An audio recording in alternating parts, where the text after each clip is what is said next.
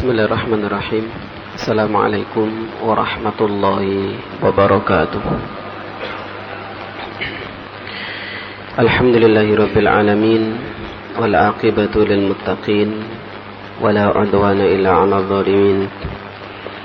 Asyhadu an la ilaha illallah wa asyhadu anna Muhammadan 'abduhu wa rasuluh. Allahumma shalli wa sallim wa barik ala nabiyyina Muhammad wa ala alihi wa ashabihi wa man da'a bi da'watihi ila yaumiddin, amma ba'd. Jamaah yang dimuliakan Allah, kita lanjutkan kajian fikih kita. Kemarin sudah saya singgung sedikit tentang jahdul ariyah.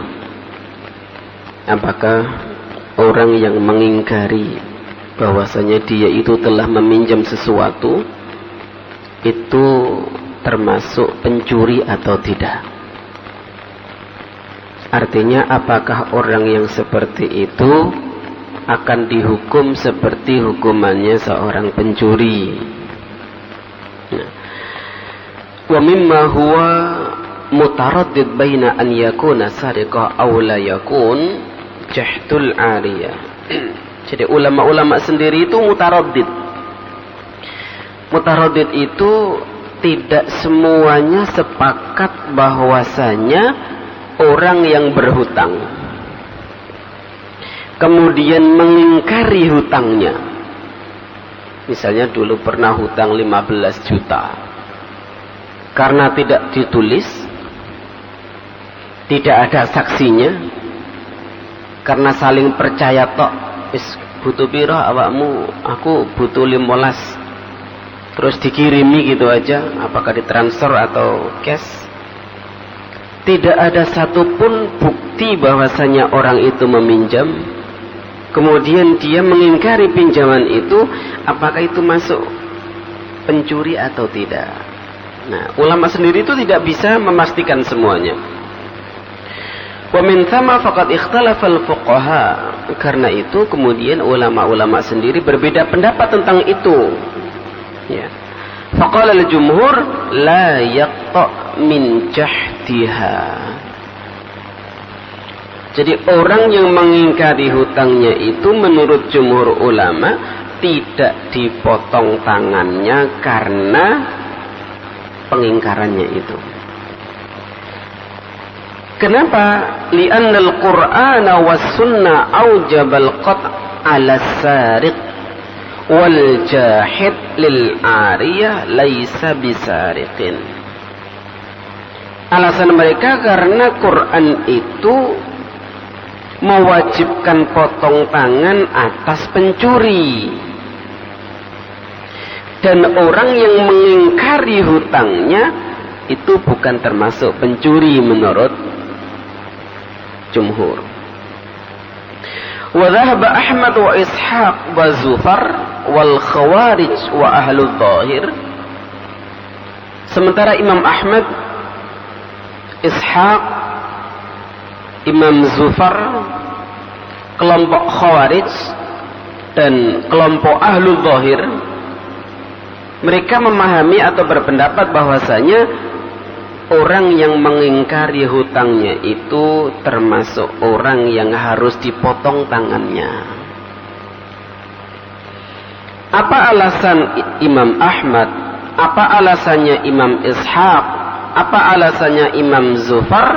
Alasannya adalah hadis yang diriwayatkan oleh Imam Ahmad dan Muslim dan Nasa'i an Aisyah radhiyallahu anha qalat.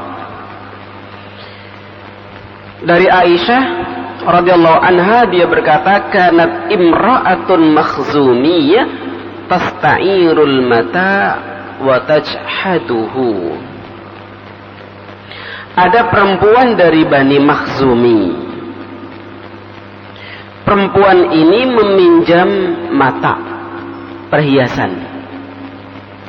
Tidak dijelaskan di sini berapa gram, ya, pokoknya meminjam perhiasan. Wa tajhaduhu, kemudian dia itu mengingkari peminjaman itu. Jadi gak ngakon ini tahu nyilang barang itu. Fa amara an-nabiyyu sallallahu alaihi wasallam biqat'i yadiha. Kemudian Rasulullah sallallahu alaihi wasallam memerintahkan sahabatnya untuk memotong tangannya wanita itu. Wanita ini kan tidak mencuri, tapi minjam perhiasan kemudian mengingkari peminjaman itu. Fa'ata ahluha Usama ibnu Zaid radhiyallahu anhu fakallamu. Pada saat mau dieksekusi itu, ada keluarganya yang menghadap Rasulullah sallallahu alaihi wasallam agar diperingan hukumannya atau kalau bisa bebas. Dan keluarganya itu adalah Usama bin Zaid. Fakallama Nabi sallallahu alaihi wasallam. Usama kemudian matur kepada Nabi sallallahu alaihi wasallam, faqala lahu Nabi sallallahu alaihi wasallam, ya Usama, wahai Usama. Jadi ketika Usama itu diperintahkan oleh Bani Makhzumi untuk melobi Nabi agar tidak dihukum, maka Rasulullah mengatakan, ya Usama, la araka tashfa'u fi haddin min hududillahi azza wa jalla. Kata Rasulullah, wahai Usama, tidak patut kamu itu memberi syafaat, meminta syafaat kepadaku tentang salah satu pidana, hukuman yang telah digariskan oleh Allah Azza wa Jalla. Artinya Rasulullah tidak setuju dengan apa yang dilakukan oleh Usama. Datang kepada Nabi untuk melobi agar tidak ada eksekusi, agar diperingan. Ya. Ini mungkin Usama waktu itu, kalau sekarang ya seperti apa Pak, lawyer. Ya. Yang membela klien itu siapa namanya? Lawyer. Cuman lawyer sekarang itu kan penting dibayar. Semakin besar bayarannya, semakin ngotot nanti ngomong di persidangan. Pada umumnya, meskipun ada juga lawyer-lawyer yang baik, yang dia itu membela demi kebenaran. Tapi pada umumnya lawyer yang ada di negeri kita ini adalah lawyer yang memang menjual kepiawaiannya untuk berbicara agar mendapatkan hasil yang besar. Konon lawyernya keluarga cendana, ya, siapa namanya Pak? Cuan Felix Tampu Wolon. Itu gajinya bukan per hari, per minggu atau per bulan, juga bukan per jam, tapi hitungannya per menit. Berapa menit dia itu duduk untuk membela kliennya. Lungguh sedina tambah akeh bayarannya. Ya. Ikut di persidangan dari pagi sampai sore, wah dihitung aja pirang menit itu. Semakin banyak duduknya, semakin banyak menitannya, semakin besar. Nah, yang jadi masalah sekarang adalah lawyer-lawyer, pengacara-pengacara sekarang itu kebanyakan sing penting oleh duit. Bagaimana kliennya itu bebas dari jeratan hukuman. Padahal pengacara itu pada dasarnya bagus. Ya. Pengacara itu pada dasarnya bagus. Fungsi utamanya adalah agar terdakwa itu tidak dihukum melebihi ketentuan yang berlaku. Kalau mestinya dihukum 5 tahun, jangan sampai kena 10 tahun. Tapi sekarang tidak. Meskipun mestinya hukuman 20 tahun, bagaimana supaya 20 tahun itu tinggal 2 tahun ditawar? Atau bagaimana yang 20 tahun itu bebas? Nah, itu sing penting. Terus oleh duit akeh. Nah, tapi Usama itu membela bukan karena dibayar. Usama itu membela wanita tadi itu karena sesama golongannya, sesama kabilahnya, ya, meminta kepada Nabi. Maka Rasulullah SAW sudah marah. La ahraka tashfa'u fi haddin min hududillahi azza wa jal. Usama, ya, tidak patut kamu itu memberi syafaat. Sudah Bengu. Jadi tidak patut Usama itu memberi syafaat atau meminta syafaat dalam urusan ini. Kemudian Rasulullah SAW berdiri dan berkhutbah. Faqala, innama halaka man kana qablakum bi annahu idza sariqa fihi musyarifu tarakuhu wa idza sariqa fihi mudha'ifu qata'uhu. Rasulullah langsung khutbah. Kata Rasulullah, sesungguhnya yang membuat umat-umat sebelum kalian itu binasa, dihancurkan oleh Allah adalah idza sariqa fihi musyarif tarakuhu. Ketika yang mencuri, ketika yang korupsi itu adalah orang-orang yang berpangkat di antara mereka, tarakuhu, mereka tidak mau, tidak berani mengadili. Sing maling iku misale Pak Lurah, golek sing wani. Yang mencuri itu misalnya bupati, gak ada yang berani. Yang mencuri itu misalnya khalifah, tidak ada yang berani. Wa idza sariqa fihi mudha'ifu qata'uhu. Tapi ketika yang mencuri itu adalah kaum yang dhaif, yang tidak punya bemper kekuatan, gak punya backingan, maka mereka qata'uhu, mereka memotong tangannya. Nah, berarti apa di sini? Ada unsur pilih kasih. Iku sapa iku? Oh iya iku korupsi, koruptor. Di belakang dia itu sapa ya? Iku anak iki, keluarga iki, waduh berat iki. Ya, karena backingannya kuat. Tapi ketika yang korupsi itu, siapa itu? Bukan siapa-siapa itu. Nggak ada yang berani membela dia. Nah, maka kemudian dieksekusi. Ya. Walladzi nafsi biyadihi, sampai Rasulullah bersumpah, demi Allah, lau kanat Fatimatu bint Muhammadin sariqat. Seandainya Fatimah. Siapa Fatimah? Putri Rasulullah. Seandainya Fatimah anake Muhammad iku mencuri, seandainya laqata'tu yadaha, niscaya aku akan potong sendiri tangannya. Artinya Nabi tidak pilih-pilih. Anake dhewe yo kalau memang bersalah dieksekusi. Kita kan kadang-kadang tidak seperti itu. Kalau orang lain saja bersalah, kita urus sampai manapun diurus. Tapi ketika keluarga kita bersalah, ya kita berusaha untuk membela keluarga yang salah itu. Dan ingat kata Rasulullah, itu adalah penyebab kebinasaan kaum-kaum sebelum kita. Fa qata'a yadal makhzumiyah. Jadi usaha Usama untuk memperingan perempuan yang tadi, orang Makhzumiyah tadi, itu nggak berhasil. Rasulullah tetap memotong tangannya wanita Makhzumiyah itu karena dia mengingkari pinjaman yang dia pinjam. Waqad nasara Ibnul Qayyim hadzal ra'yi.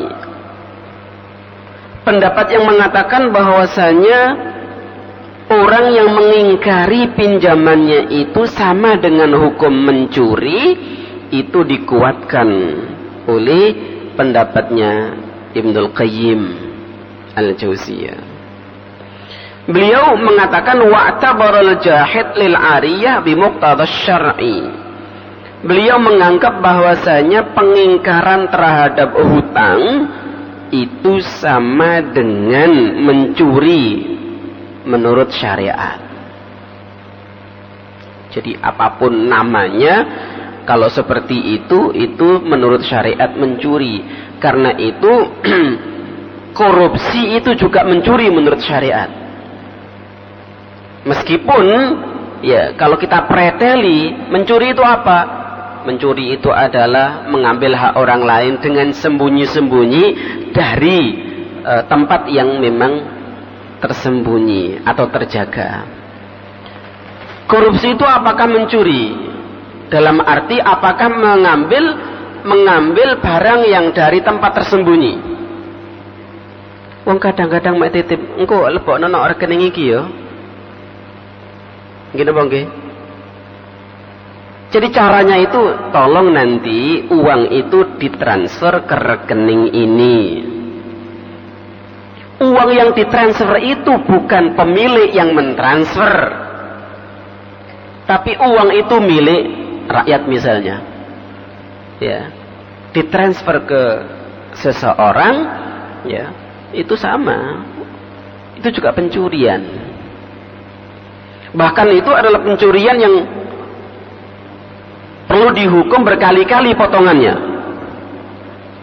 Jadi tidak hanya sekedar ugel-ugel gini, ugel-ugel maru tengah-tengah ugel-ugel gini terus ikut sampai entek belas. Kenapa? Langsung dicolong miliaran no. Ya, yang dicuri itu miliaran, bukan hanya sekedar 1, 2, 3 juta, ya, tapi miliaran. Qala fi Zadil Ma'ad fa idkhaluhu sallallahu alaihi wasallam jahidul ariyah fi ismi sarik ka idkhali sa'iri anwa'il munkarat fil khamr.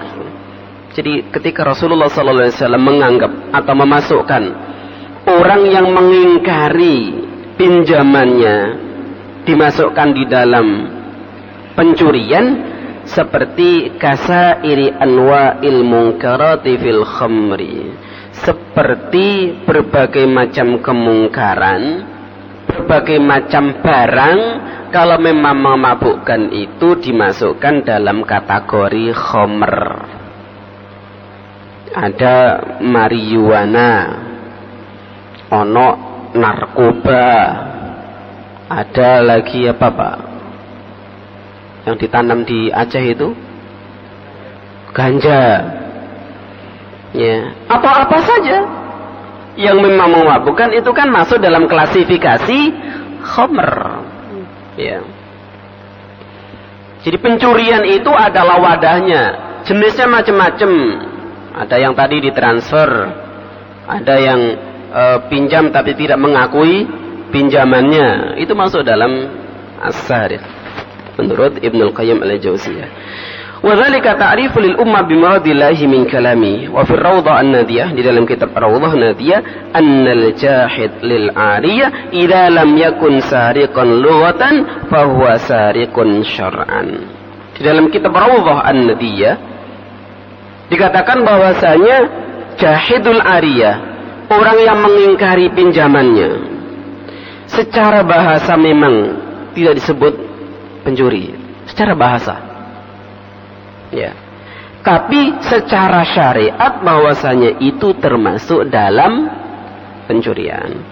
Wasyar'u muqaddamun 'alal lughati. Pemahaman secara syariat itu didahulukan daripada pemahaman secara bahasa.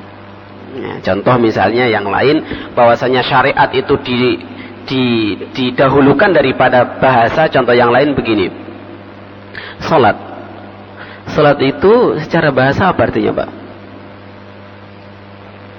Apa artinya? Doa.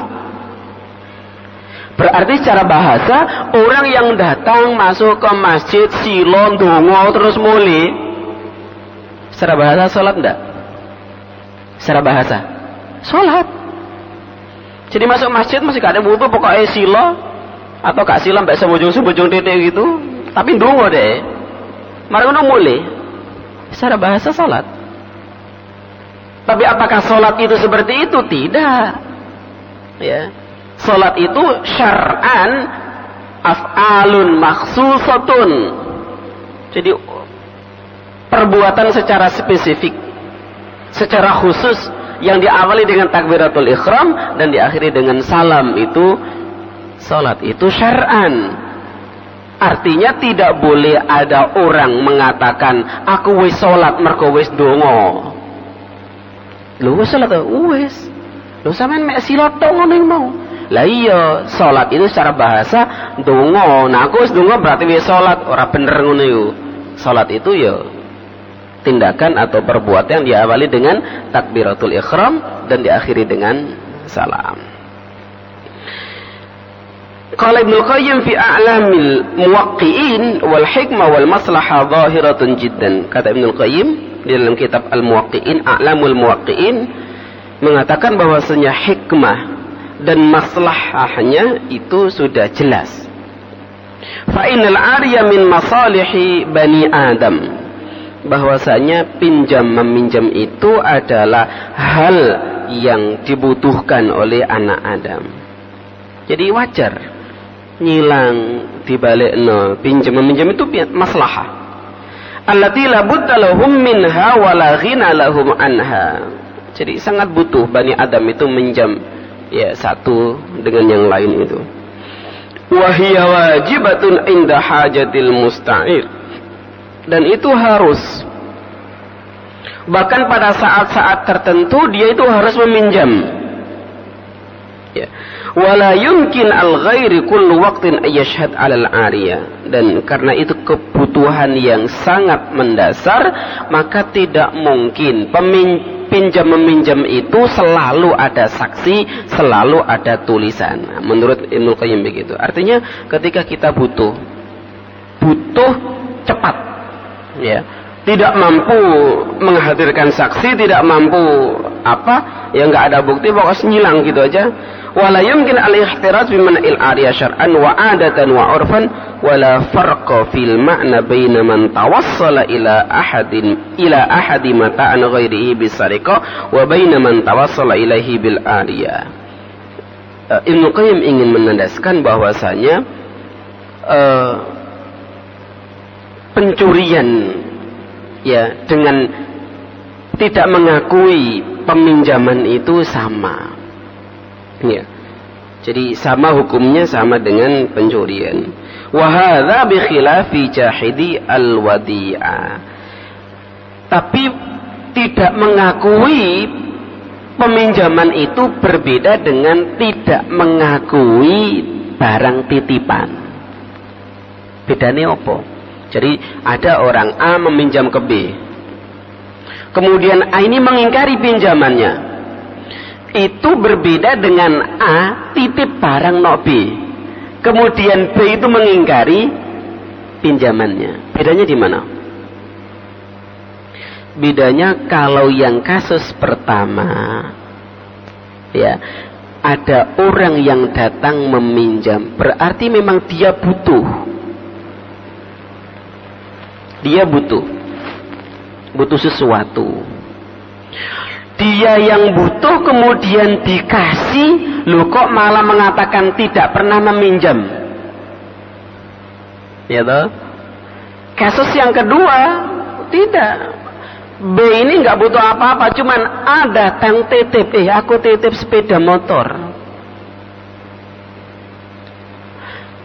Kemudian B mengatakan ketika sudah dititipi, loh aku angkat titipi. Ternyata sepeda motor itu digadaikan atau dijual. Kasus yang kedua ini berbeda dengan yang pertama. Kenapa? Karena kasus yang kedua ini ini kurang prediksi terhadap orang yang dititipi. Jadi A itu ada unsur kesalahannya. Unsur kesalahannya adalah kok terlalu percaya dengan B yang dititipi itu. Padahal B itu terkenal makan barang orang lain misalnya. Nah, jadi kasusnya berbeda. Fa inna sahibal mata'i fartun haitsu utuminahu. Karena ketika orang itu menitipkan barang kepada orang lain, ternyata yang dititipi itu tidak mengakui, berarti yang menitipkan itu juga punya saham untuk salah. Punya prediksi yang salah. Nah, sekarang an-nabbash. Apa nabbash itu? Ini apakah masuk dalam pencurian atau tidak? Nabbash itu Pak. mencuri kain kafan di dalam kubur. Tapi rasaku saiki kok ono Pak ya sing nyolong kain kafan kanggo opo ono ngene pasar turi luwake. Ya. Berarti dulu itu banyak kasus mencuri kain kafan itu. Tapi kalau sekarang insya Allah ya tidaklah, kecuali Sumanto. Tapi kan yang dicuri bukan kain kafannya gitu, tapi mayatnya, ya. Kemudian dicel-cel, kemudian disop, ono sing digoreng, ono sing di ya kalau duduh ya. Berarti dia bukan mencari kafannya tapi mencuri ya, mencuri orangnya. Nah, nabas itu mencuri kain kafan. Termasuk di dalam perbedaan pendapat ulama itu adalah al-khilafu fi hukmin nabash alladhi yasriq akfanal mauta. Nabash itu adalah pencuri kain kafan. Saking angele kain paling sampai kafan dicolong. Ngeduane tanah momen saiki nurut mbek tuku lho, murah tuku ya. Fadhahab al-jumhur ila anna uqubatahu qat'u yadihi. Kalau jumhur berpendapat pencuri kafan itu hukumannya sama dengan pencuri, yaitu dipotong tangan. Kenapa? Li'annahu sarikun haqiqatan. Karena memang hakikatnya dia mencuri. Artinya definisi mencuri itu ada semuanya. Pertama, mencuri hak orang lain, kayak uang dicupuk. Yang kedua, barang, ada barang yang dicuri. Yang ketiga adalah bahwasanya barang itu tersimpan fi hirzin. Kuburan itu dianggap sebagai hirz. Hirz itu adalah tempat untuk menyimpan. Jadi berarti definisi pencuri itu sudah komplit. Ya.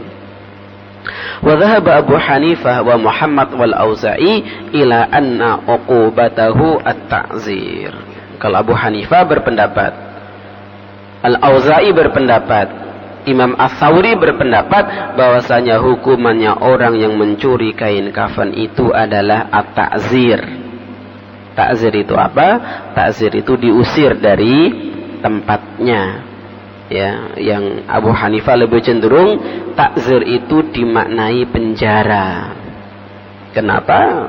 Cocok dengan zaman sekarang. Kalau dibuang misalnya, toko Surabaya dibuang nanggone Balikpapan, ya balik, ya balik nang papane mana, atau bisa janjian dibuang ke Balikpapan, nanti janjian ketemu dengan keluarganya, engko aku jupuun ya nok ndi nok Samarinda.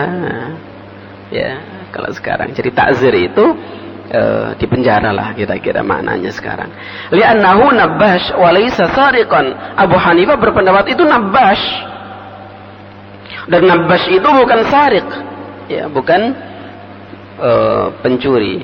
Fala ya'khudh hukmas sariki, karena itu tidak masuk di dalam hukum pencurian.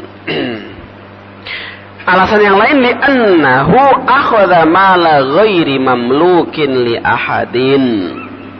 Karena dia itu mencuri ya barang yang bukan atau tidak ada pemiliknya. Kelompoknya Abu Hanifah ini menganggap bahwasanya orang yang sudah mati itu tidak memiliki sesuatu. Berarti kain kafan yang dibuat membungkusnya itu bukan milik mayit itu.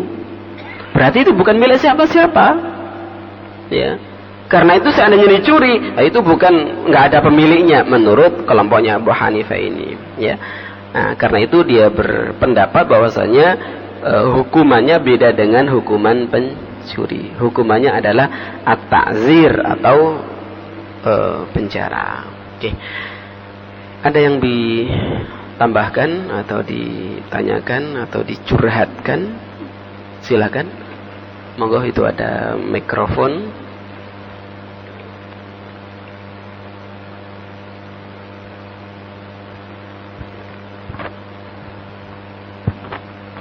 Ustaz, kalau nemu barang di jalan itu apa termasuk juga pencurian, Ustaz? Terima kasih. Ya, menemu barang itu tidak masuk dalam bab sariqah. nemu barang itu masuk dalam bab luqotoh. Luqotoh. Jadi luqotoh itu adalah menemukan sesuatu ya di jalan atau di mana saja yang nggak ada pemiliknya. Nah, luqotoh itu hukumnya beda dengan pencurian. Luqotoh itu ketika sampai menemukan sesuatu, kewajiban pertama adalah bahwasanya sampean harus mengumumkan.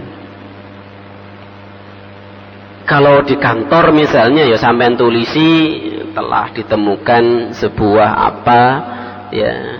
Tapi jangan terlalu detail Pak nyebutkannya, engko banyak yang ngaku. Ya.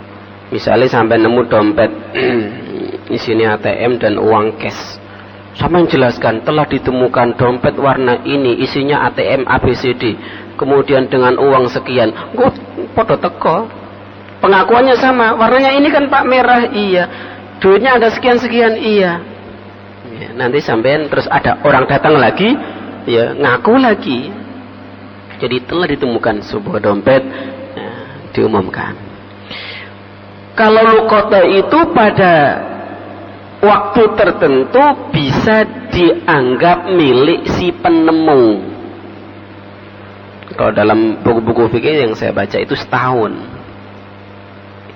Jadi setahun sampean ngomono saiki tanggal 5 Februari nemu sampean lonceng atau dompet atau apa diumumno. Nah, nanti 5 Februari yang tahun 2011 itu kalau nggak ada yang mengaku, kok nek sing teko ngelapor ya berarti iku wek sampean. Ya, sudah. Yang jadi masalah adalah ketika barang yang sampean temukan itu ndak tahan sampai setahun.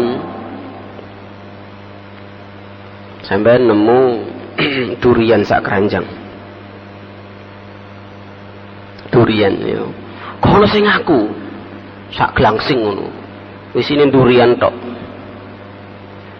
Terus sampai numno ya, terus nunggu setahun. Yo bosok kabeh. Untuk barang yang seperti itu tetap sampean umumkan, tapi nek wis layak makan, sampean pangan, tapi ada catatannya. Engko nek ana sing teko ngaku sampean nglironi. Lha wis tak pangan iki karo kanca-kanca, ya lirono Pak. Kecuali kalau yang punya itu mengikhlaskan. Wis tak pangan sampean arepe nyapo. Ya.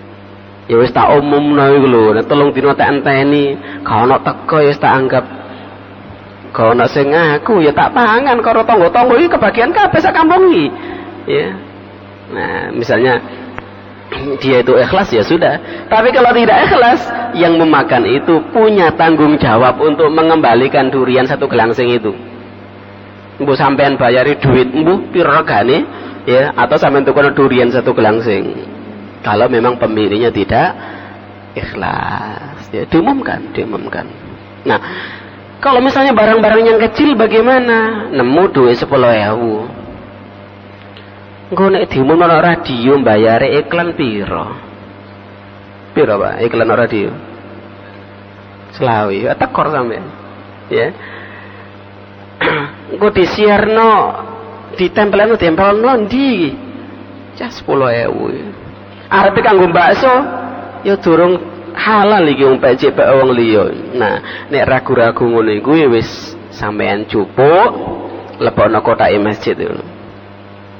Hitung-hitung sampean itu perantara ya memasukkan infaknya orang yang duitnya jatuh itu kepada kotak masjid wis. Muga-muga orang yang uangnya jatuh itu mendapat pahala dan sampean juga mendapat pahala karena yang memungut itu kemudian masuk ke kotak masjid. Kok dipungut atau diambil orang lain belum tentu ditaruh di kotak masjid. Tadi soto ayam iku nek sing njupuk bukan orang yang tahu hukum. Yang kalau yang ngambil itu nggak tahu hukum ya wes. Buat nemu rek 10.000 ya wes. Bisa tadi soto, bisa tadi bakso, ya. Ya, karena tidak tahu ya hukumnya menemukan sesuatu. Jadi luqotoh itu beda dengan sariqah. Ya. Nek nemu anak. Ono arek ono nangis no pasar. Ya sampean umumno. Ya setahun kok sing ngaku wis PN. Lho aku ngrawati setahun iki lumayan iki jajane 3.000 sak anak saja sedina ya. Ya resiko sampean. Bareng wis setahun ana sing ngaku. Anakku hilang nang pasar. Ya wis kadung gede anake. Ya diumumkan bahwasanya ada anak yang nangis di pasar. Siapa anaknya sapa iku ya. Ya ana sing ngakoni ya. Kecuali memang orang tuanya sengaja untuk membuang seperti yang terjadi di mana? Banten ya. Tangerang, Banten yang memang orang tuanya tidak punya dan ingin menghindar dari tanggung jawab punya anak. Ada yang lain? Enggak. Mana hukumnya kalau ikan sekarang kan banjir? Iya. Itu tambak. Kalau misalnya kita isi tambak itu misalnya ikan 1.000 bibit. Iya. Itu kan nanti kalau misalnya itu Banjir. Tiba-tiba banjir. Kemudian bertambah 2 kali lipat atau 3 kali lipat. Iya. Dan kita kan habis anunya, apakah itu halal atau Iya. ini bukan terjadi? Iya, saya juga sering mengalami itu. Jadi ada sebelah baratnya kecamatan Dukun itu banjir. Tambak itu ambil semuanya gitu. Nah, sebelah timurnya kecamatan Dukun itu ada juga tambak yang juga kebanjiran gitu. Ada tambak itu yang ketika menjelang banjir baru saja dipanen. Cik buru dipanen. Ada yang pada saat banjir itu rebutan karo banyu. Ya. Artinya wis dipere atau dipanen lah. Nah, setelah selesai banjir itu loh, yang baru dipanen menjelang banjir itu ternyata banyak. Dapat udang panami itu nilainya sampai lebih dari 20 juta. Itu wae sopo? Ya nggak ada yang tahu, banjir kok.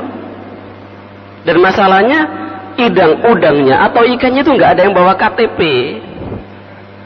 Kok duwe KTP ngono iki to kok desa kono iki tambak kene ngono ya dibaleni rono. Nah enggak tahu.